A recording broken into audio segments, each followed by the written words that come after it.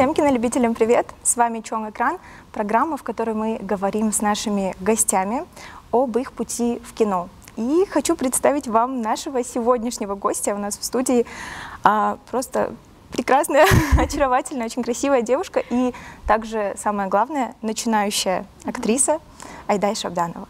Здравствуйте. Здравствуйте. Как вас дела? Ой, меня завалили комплиментами. Вы, мне кажется, в принципе, этого достойны, поэтому... Спасибо большое. Как у вас дела? Все отлично, спасибо. Как у вас? Тоже все супер. Спасибо, да. Как я уже и сказала, мы сегодня с вами поговорим о кино, о вашем пути в кино, потому что, на мой взгляд, это настолько интересная сфера, мне кажется, о которой можно много чего рассказать. Да. Поэтому мы сегодня с вами об этом поговорим, но для начала сейчас для наших зрителей будет небольшое видеознакомление о вас, а после мы начнем. Айдай Шабданова родилась 30 сентября 2003 года. Интерес к творчеству у будущей актрисы появился еще в детстве. С юного возраста Айдай успешно снималась в клипах и участвовала в шоу. Она продолжила творческую карьеру и в школьное время была солисткой группы «Ананайка». Айдай также пробовала себя в роли ведущей на ТВ. Сейчас же мы можем видеть ее не только как успешного инфлюенсера, но и как начинающую певицу и актрису большого кино. На данный момент у нее за плечами съемки в таких проектах, как «Полчан 2», «Джене» и «Джануар». Успешная блогер и начинающая актриса Айдай Шабданова сегодня у нас в гостях. Насколько я знаю, ваш путь в кино вот начался относительно недавно. Да, в прошлом году. В прошлом году, в 23-м. Да. Но года еще нет. Нет.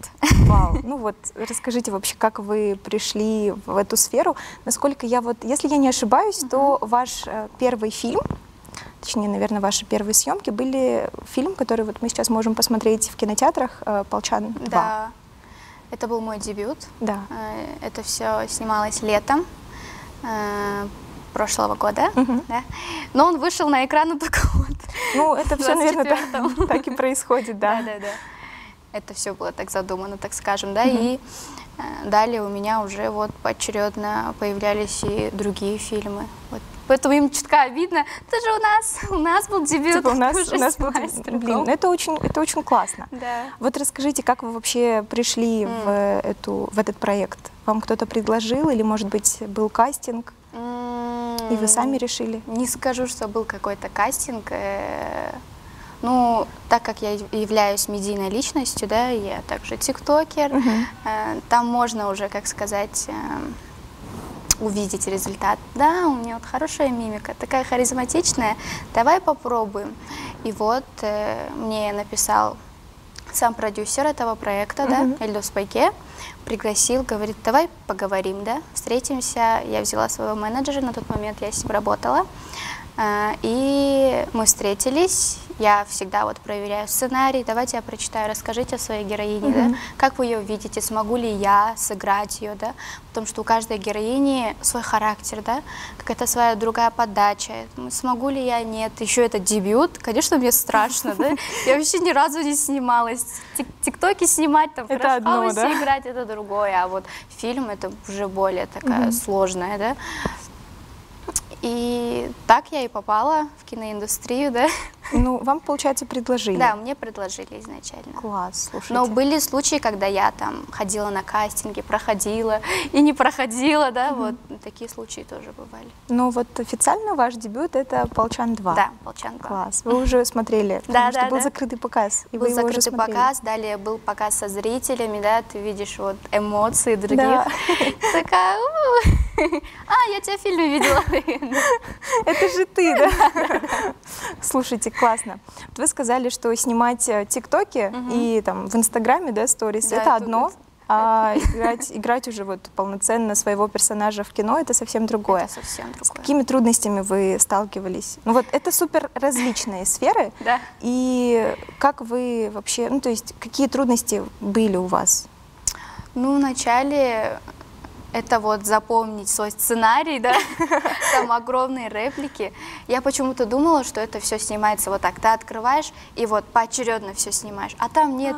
Отсюда снимает, оттуда снимает, посередке снимает, да. Я такая, почему так снимаете? А как вы можете это склеить? Я разные вопросы задавала режиссеру. Он говорит, дай, просто, пожалуйста, выполняй свою работу и все. Хватит лишних вопросов задавать. Вот, наверное, эта проблема была, запоминать сценарий, далее как-то правильно преподносить эмоцию, да, слава богу, я еще хоть как-то умею это делать, да, благодаря ТикТоку, потому что там тоже какие-то роли играешь, да, хоть это 15 секунд, минута, да, но это все же мне помогло. И только эта проблема была. Все. И вот просыпаться в 8 утра и ездить на съемки, вот еще одна проблема. Вот я почему-то думала, что, наоборот, съемками там, до ночи, отсутствием сна вас как раз-таки не напугать, потому что, ну, не знаю, мне кажется, все равно у вас были какие-то творческие проекты, да, до актерской деятельности, и так или иначе вы там с группой, да, своей, тот же Crash House, вы снимались в совершенно разных проектах, и наверное, было такое, что там приходилось не спать, приходилось идти на съемку. Я была не мамочка, да, так как сейчас я являюсь мамой, и мне нужно находиться и с ребенком тоже, особенно ночью, поэтому я режиссерам, там, продюсерам говорю, то, что не зовите меня ночью, я ночью буду дома с сыном. Зовите утром, да, я хоть как-то могу оставить, да, ребенка, поэтому сложно вот это все как-то совместно, да. Но вам в любом случае вам помогают. Да, конечно, у меня есть поддержка, это моя семья, моя мама, моя бабушка, мой братишка, такая перечислила всех. Нет, ну слушайте, привет всем, да? Куда там, привет. А вот мне интересно, вы сказали, что в любом случае ТикТок вам как-то помог, потому что все равно эти мимики, эти эмоции, как-то вы уже их передавали до актерской деятельности. А вот чтобы сниматься полноценно в кино, вы проходили какие-то курсы, может быть, до Полчана 2, какие-то специальные мастер-классы или что-нибудь? Ну вот знаете, когда я снималась, вот у меня не последний, надеюсь, проект, это фильм «Дженни». И тогда я-то снималась с профессиональными актрисами, да, там, Айджана Дэйнова, Айгерим, Эдже, и вот, и я вот по сравнению с ними чутка вот не так хорошо, да, у меня получалось. Такая, блин, какую бы эмоцию мне передать, может мне так сказать, там мне говорят, заплачь, я не могу заплакать, там, нужно какой-то грим сделать. И тогда они мне сказали, вот, Айдай, пройди курсы, да, актерского мастерства, тебе поможет это, ты вот за секунду вот так сможешь заплакать, да, потому что я проходила кастинг, помню, и тогда попросили меня прям рыдать, да, вот фильм, оказывается, вот так вступает, девушка плачет, да, взахлеб плачет, и говорят, Айдай, вот мы даем тебе 30 минут, соберись и заплачь. И мне не получилось, вы представьте. Я вот и так, и это вспоминаю, и то у меня не получается. И после этого я решила, то, что не нужно пройти эти курсы. Если хотите дальше продолжать, да. Ну, слушайте, но в любом случае они, наверное, дадут какие-то свои плоды. Конечно. Поэтому проходите курсы. Мы будем видеть вас еще в кино, в других проектах. Да. Вот вы сказали, что вам бывает иногда там, тяжело вжиться, может быть, в роль, да, заплакать где надо. А вот бывали ли случаи, когда наоборот, прям очень сильно вот вживались в роль? То же самое. Я просто хочу сказать, что у вас вот мы назвали в сюжетном ролике 3 проекта. Вы сказали за кадром, что у вас еще есть один фильм. Да, это «Джетата». Я там играла второстепенную роль, да, такая девушки. Ее зовут Асема. Вот, ну, у меня там, знаете, не такая прям значительная роль, но... А когда это было? Это было вот в январе. Месяц назад? Да, месяц назад. Вау, может быть, поэтому пока мы еще не знаем. Возможно, но этот фильм уже есть на платформах интернета, да? Серьезно? Да, вот, можете посмотреть, слушайте, кому интересно, да? Класс. Очень классный фильм. Вот у вас супер разные роли во всех фильмах. Там, в «Дженне» вы играете Дженнешку, да, Килинку. В «Полчан 2» вы играете уже медсестру, да, насколько я помню. Да. И что еще? «Джануар» у вас такая более роль... Кокетки, да, возможно. Такая, да? Но они фифочки. Разные амплуа, все разные. разные. Как вы вживались в каждую роль? И бывало ли такое, что вот вы не могли выйти потом там, приходите домой, а у вас остается вот это вот какая-то, да, там, Нет. после «Полчана 2», например. Нет, такого не было вообще. Такого Я не дома, мамочка, там я актриса, да. Класс. Ну, получается, что вы прям супер их различаете. Да. Слушайте, Каждую это роль отлично. тоже. Даже по эмоциям, по характеру все мои героини различаются, да. Например, «Полчан 2», там она более такая мягкая, да, ответственная, то, что вот здесь работа, здесь не может быть никаких романтичных отношений, да, никакого романа, поэтому у нее вот такой характер. В «Дженна Барч» же моя героиня, она такая: не трогайте меня, да, я такая. Я не знакомлюсь, да? Я не знакомлюсь, вот, у нее есть какой-то статус, да, вот, поэтому они как-то не совпали и не смогли в итоге быть вместе, да, с героем, с главным героем этого фильма. А вот в «Дженне» такая, скоро он будет... Спойлер, получается, да? Спойлер. Она такая, тоже из очень благополучной семьи, вышла замуж, и... Она такая очень хитрая, такая... Серьезно? Очень хитрая героиня. Класс. Слушайте, ну я еще не видела, если честно. Он еще не вышел. Он еще не вышел, Он да. еще не вышел. Я тоже не видела. С 7 марта, по-моему, я видела, или с 15-го, что-то такое. Да, чуть позже, вот, Да. где-то в середине, в конце марта вот он выйдет. Ну, слушайте, классно. Вот у меня еще такой вопрос. Вы сказали, что в «Дженне» вы играете уже с более профессиональными актерами, актрисами. И берете ли вы, может быть, у кого-то пример? Учитесь ли вы чему-то? Они вас чему-нибудь учат? Конечно. Какие-нибудь лайфхаки? Вот именно когда я работала в «Дженне», в проекте «Дженне», меня многому там научили, да? Вот так скажи, вот так сделай, дай попробуй так. У нас там хихи, ха-ха, да, только на съемках. Супер лайтово, да, получается, проходило? Очень. Вот съемки сами длились почти месяц, да. Это с 9 утра до 10, до 12 часов ночи, да, мы снимали каждый день. Но съемки проходили настолько легко, на веселе, да, что ты, как сказать, не понимаешь, как время пролетает, да? Серьезно? Да, так и было. Мне прям очень понравилось работать с ними, потому что там все собрано, да? Так, обед. Быстро-быстро даем 20 минут на обед, далее переодеваемся, и уже следующие съемки. Вот так все проходило, а не так, что ты там уже разлагаешься, лежишь, когда там мое, когда там твое. Нет, такого не было. Но обстановка, получается, была прям очень такая свободная, комфортная. Да. Мне кажется, это очень важно на съемках, чтобы вот и время быстро пролетало, да, и чтобы и никто не уставал, и никто не скучал, возможно, да. Мы там временами еще в игры играли. У нас и такое было, что... Съемки, вы сказали, длились месяц? Да, почти месяц. Класс. Ну, получается, если такая комфортная обстановка, то в целом было не особо тяжело. Не особо тяжело. Ну, конечно, ты не высыпаешься, но когда ты видишь результат уже, да, ты такая: вау, это стоило того, да. А вы видели что-нибудь? Ну, такой у нас там секретик? была озвучка, поэтому какие-то моменты я там увидела, такая: О, это я! я здесь, да. Класс. А вот мне интересно, были ли какие-то смешные истории, смешные какие-нибудь ситуации на съемках, не только вот в вашем крайнем проекте, а вообще в целом, да? Ну, было такое, вот «Полчан 2», давайте расскажу, да, у нас там есть кадр, где мы с, вот как сказать, с Нуркулом, да, Нуркул, вы же знаете, да, его? Так, да, «Полчан 2», вот. Да. И у нас там есть кадр, где мы танцуем медленный танец. Да, я видела, кажется, в трейлере. И мы танцуем, и он такой говорит мне: только давай по-быстрому, а то Мадалена меня убьет. Его девушка? Жена! Нет, его жена в сериале, в фильме, в жизни. В жизни. Вау. В жизни. Я еще не смотрела, по мне уже видно, да, что я не смотрела «Полчан 2» еще пока. Да, в жизни. Я такая: давай, и мы вот со второго, по-моему, дубля сразу отсняли очень быстро. Нам говорит режиссер: танцуйте медленнее, да, там, чувственно, да. И мы такие: очень быстро. Я говорю: ну вы же замедлите там. Класс. Мне кажется, это была самая такая смешная история. Запоминающаяся, вот. А казусы, может быть, какие-то такие немножечко супер неожиданные казусные моменты на съемочках? Ну, Типа там, не знаю, вы мне кажется, надо что-нибудь... вспомнить. Давайте я подумаю, да, чуть Давайте. позже скажу. Вот пока не забудьте, ладно? Хорошо. Есть ли у вас какие-то дальнейшие планы?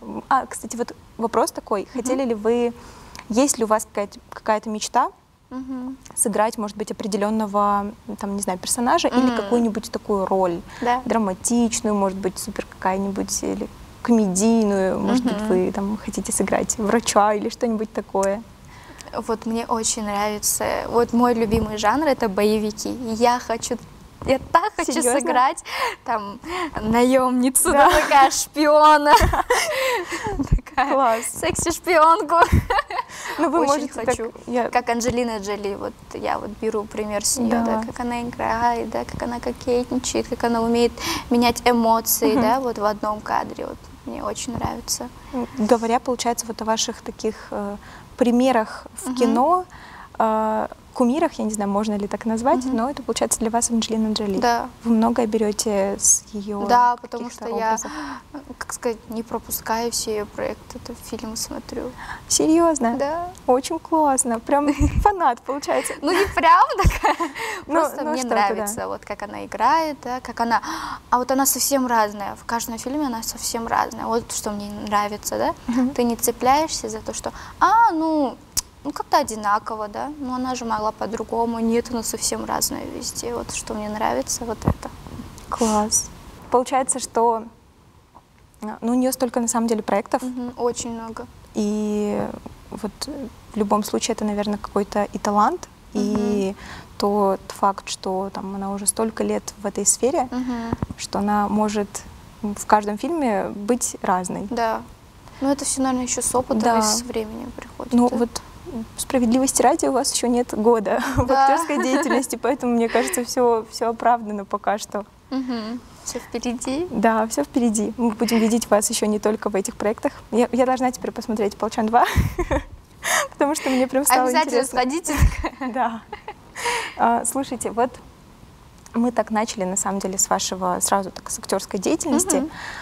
Если затронуть ваше детство, то вы прям вот с детства такая очень творческая. Гиперактивная, да, такая шустрая. Ну, про гиперактивную не знаю, но вы очень творческая. То есть это и музыкальная группа Анна Найка, да, в которой вы были солисткой, и какие-то ваши личные творческие успехи, там и Краш Хаус, и ТикТок, и так далее.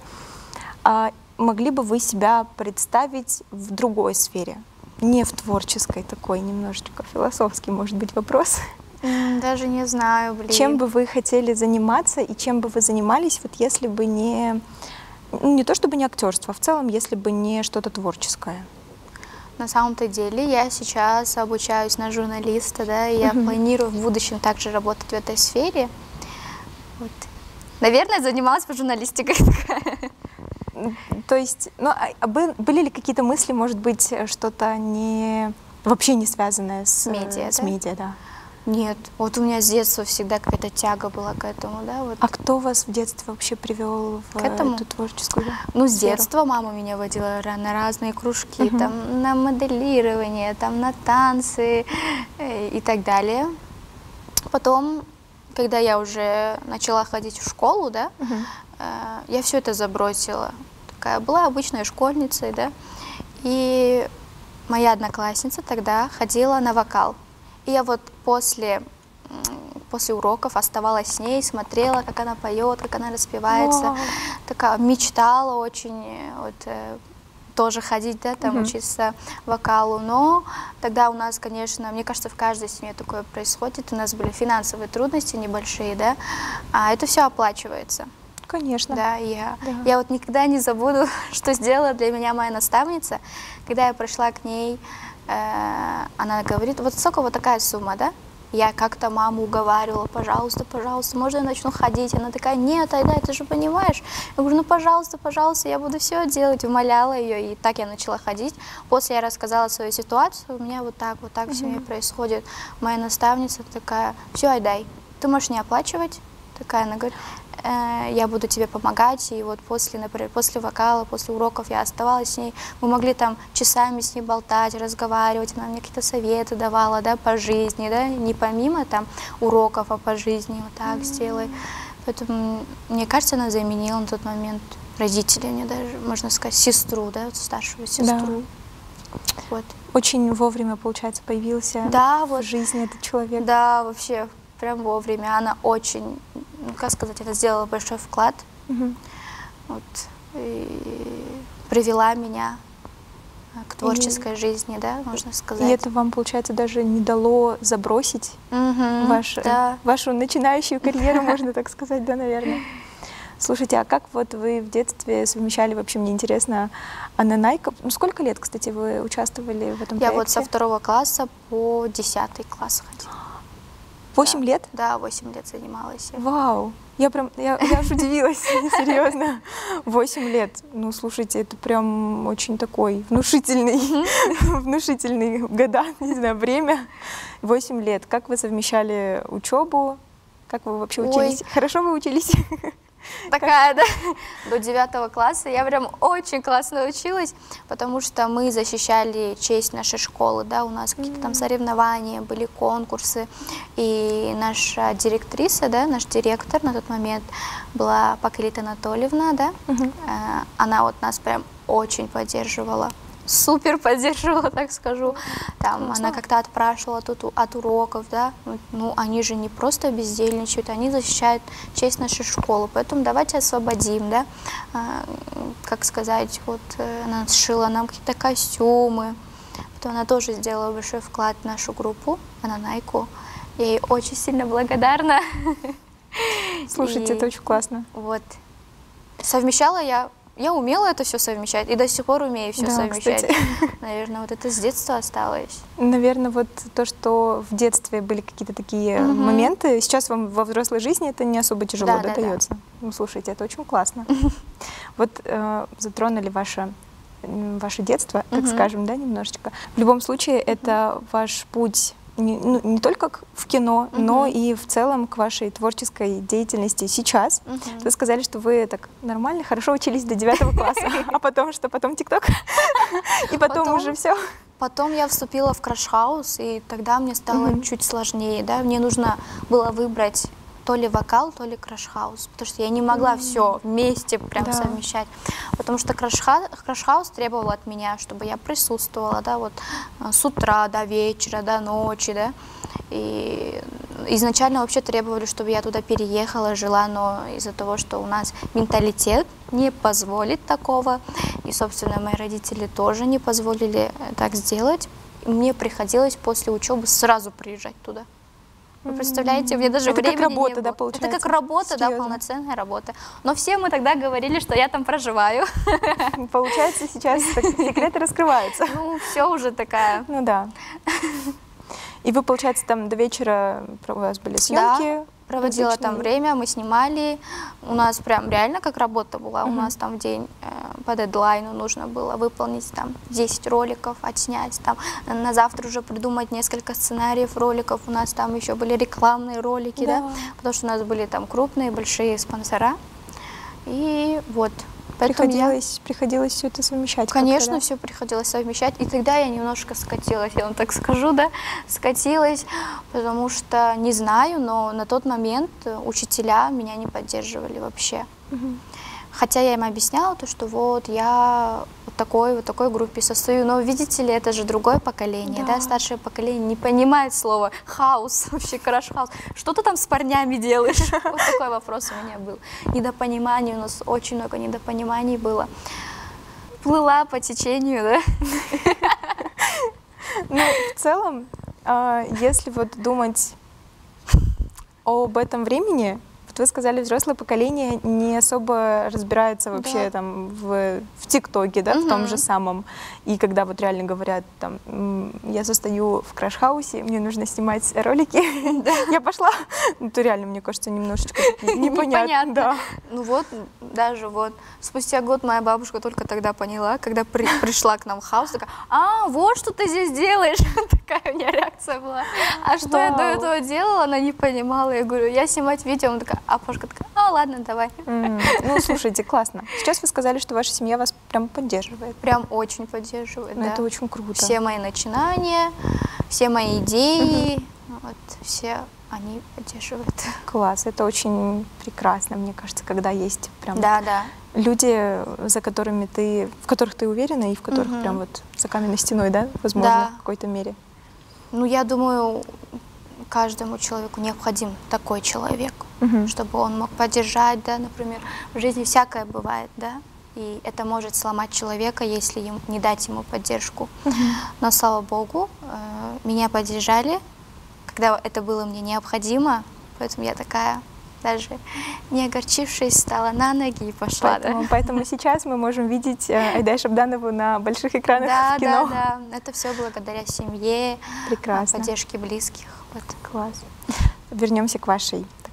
Так, ушли, вернемся снова к вашей актерской деятельности. Есть ли у вас еще какие-то планы на будущее? Скажите, может быть, есть какие-то проекты секретные, возможно, но вы можете, может быть, что-нибудь сказать? Да, вот в этом году также планирую сниматься в фильмах. Вообще это нельзя разглашать, так скажу, да. Поэтому, да, вот, ждите. В этом году также крутые проекты. Проекты. Вау, ну это супер. У нас есть такая традиция, даже не традиция, это рубрика у нас на программе. Сейчас на экране появится 8, я уже так сразу сказала, 8 стоп-кадров. Стоп-кадры с разных фильмов, но они у вас будут на телефоне, и вы должны будете угадать название. Все хорошо? Да, давайте, поехали. Первый фильм. Знакомые лица? Да. Ну, это «Золушка». Это «Золушка», отлично. Дальше. Далее, да? А, это же «Чайки-зайки», да? Да, это «Чайки-зайки», все верно. Далее, да? Да, следующий фильм.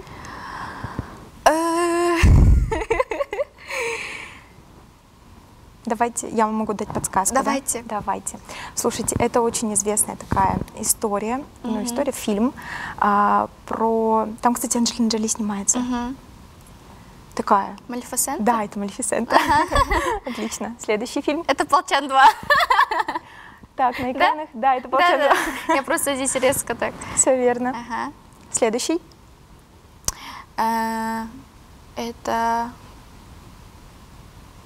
Это «Дьявол носит Прада»? Да, класс, отлично. Дальше.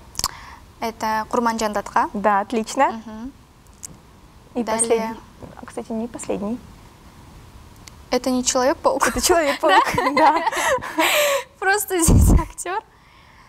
Далее «Джана Бар». Да, все. Все, да? Да. О, так классно, капец интересно. Хочется еще. Да, надо было больше подготовить, да? Надо было 15. Ну, слушайте, очень даже классно.